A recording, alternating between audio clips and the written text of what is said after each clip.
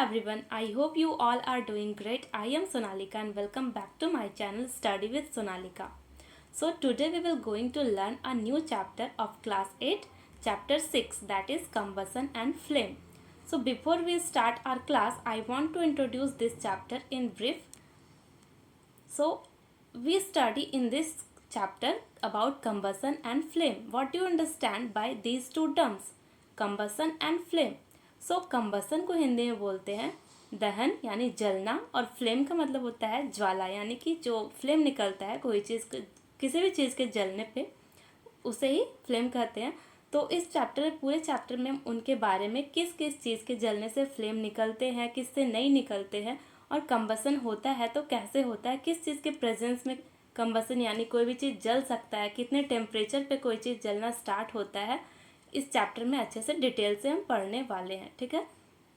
और इस चैप्टर को पूरा पढ़ने से पहले एक बार मैं इसके की पॉइंट्स, मतलब इसमें मेनली हमें पढ़ना क्या क्या है, किस चीज़ पे फोकस करना है और इसका समरी क्या है, वो आपको बता देती हूँ, ताकि आपको पूरे चैप्टर को समझने में आसानी हो. आप जान पाओगे कि आपके लिए, आपके एग्ज़ाम के पॉइंट ऑफ व्यू से क्या क्या चीज़ इंपॉर्टेंट है. तो चलिए हम अपना समरी और की पॉइंट्स इस चैप्टर के देख लेते हैं. At first we focus on summary of this chapter. What you have learned. Okay? मतलब इस चैप्टर में आपको क्या क्या पढ़ाई करना है, क्या क्या पढ़ना है. The substances which burn in air are called combustible. ठीक है. वैसे substances जो कि एयर में बर्न होते हैं, जलते हैं, उन्हें क्या बोलते हैं, उन्हें combustible कहा जाता है. नेक्स्ट पॉइंट है oxygen in air is essential for combustion. मतलब जो हमारा एटमॉस्फेयर में एयर है उसमें जलने, कोई भी चीज़ जलता कब है, जब उसे ऑक्सीजन मिलता है, तब ऑक्सीजन बहुत ज़रूरी होता है जलने के लिए किसी भी चीज़ का. सो ऑक्सीजन बहुत ज़रूरी है. नेक्स्ट है during the process of combustion. जब भी कंबसन का प्रोसेस होता है जलने का, तो क्या निकलता है उस टाइम पे, heat and light are given out. कोई भी चीज़ जलता है तो हीट और लाइट उससे प्रोड्यूस होता है, निकलता है. Ignition temperature is the lowest temperature at which a combustible substance catches fire. Ignition temperature वैसा टेम्परेचर है जिस पे कोई सा भी सब्सटेंस, वैसा लो टेम्परेचर है, लोएस्ट टेम्परेचर जिससे कोई सा भी सब्सटेंस क्या होता है, जलना स्टार्ट करता है, वो क्या कहलाता है, उसका ignition temperature, lowest temperature. Next है इनफ्लेमेबल सब्सटेंस. एक मिनट.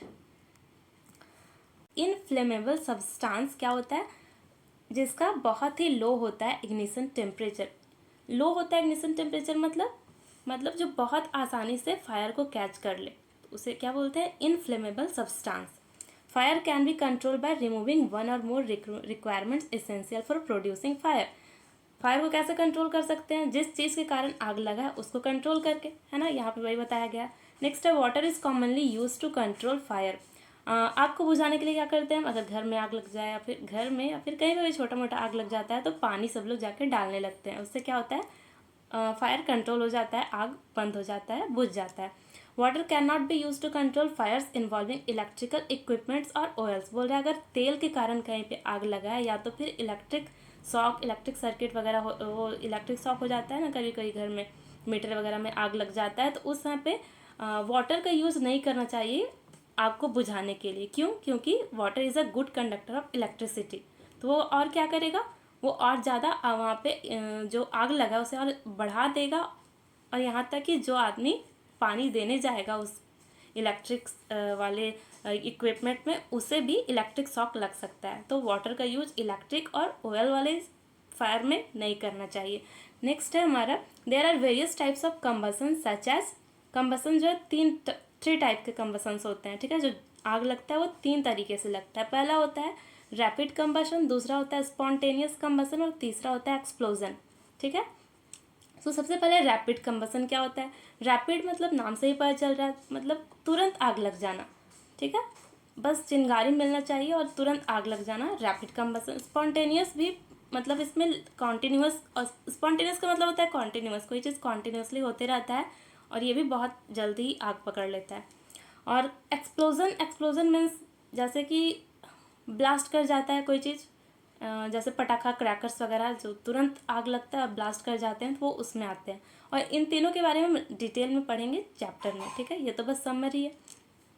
नेक्स्ट है हमारा देर आर 3 डिफरेंट जोन्स. ठीक है. 3 डिफरेंट जोन होते हैं फ्लेम के। पहला होता है डार्क जोन, दूसरा होता है ल्यूमिनस जोन और तीसरा होता है non luminous zone. Dark zone मतलब जहाँ पे आग नहीं होता है वो डार्क जोन कहलाता है। वो सबसे इनर पार्ट होता है फ्लेम का। ऐसे देखो यहाँ पे फ्लेम है, मान लो ये कैंडल है ये और इसका फ्लेम है, तो सबसे नीचे जो पार्ट होता है जो उसका बाती होता है ना कैंडल का, वो हो गया डार्क जोन।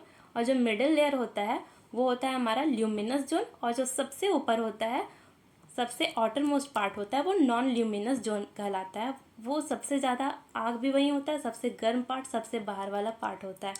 और सबसे कम गर्म यानी जहाँ पे आपको छूने से ज़रा सा आप जलोगे नहीं, वो अंदर वाला सबसे डार्क जोन जो होता है, सबसे इनर वाला, वो होता है।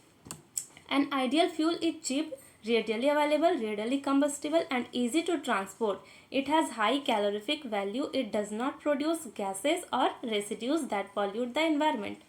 बोल रहा है एक आइडियल फ्यूल मतलब एक अच्छा और आइडियल फ्यूल क्या हो सकता है, जो कि सस्ता हो। चीप मतलब सस्ता हो, आसानी से कहीं पे भी मिल जाए, और कंबस्टिबल हो मतलब जल भी जाए आसानी से, उसको ज़्यादा मेहनत ना करना पड़े जलाने के लिए। और ट्रांसपोर्ट करना मतलब कहीं पे उसको एक जगह से दूसरी जगह ले जाना भी इजी हो।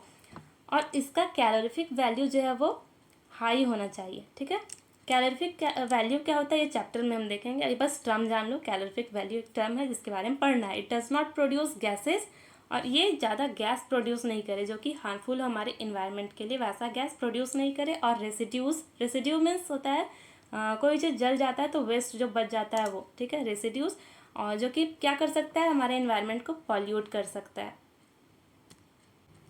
Fuels differ in their efficiency and cost. जो फ्यूल्स होते हैं वो अपने इफ़िशियंसी और कॉस्ट के हिसाब से अलग अलग होते हैं। ठीक है, मतलब हर फ्यूल्स का अपना यूज होता है, अपना जलने का जो टेम्परेचर है वो भी अलग होता है, कॉस्ट भी सबका अलग होता है। जैसे सरसों का तेल अलग हो गया, पेट्रोल अलग हो गया, दोनों का कॉस्ट भी अलग होता है।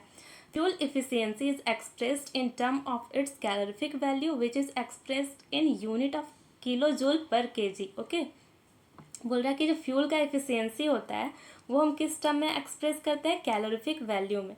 ठीक है, और इसका जो यूनिट है, जैसे कि किलोग्राम हम लोग जो सामान लेते हैं, केजी एक यूनिट है मेज़र करने के लिए किसी भी वेट का, उसी तरीके से जो फ्यूल होता है उसे मेज़र करने का जो यूनिट है kilo joule per KG. Okay, kilo joule per KG.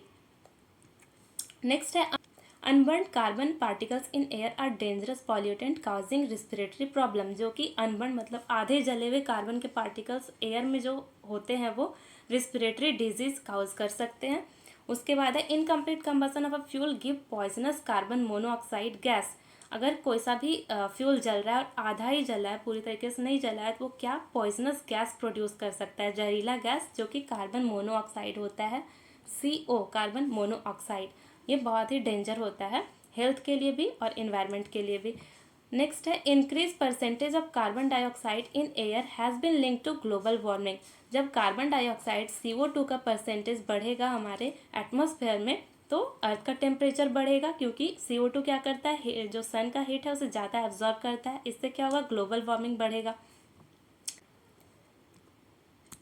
Next is oxide of sulfur and nitrogen produced by the burning of coal, diesel and petrol cause acid rain which is harmful for crops, building and soil। ठीक है, ये बहुत important है।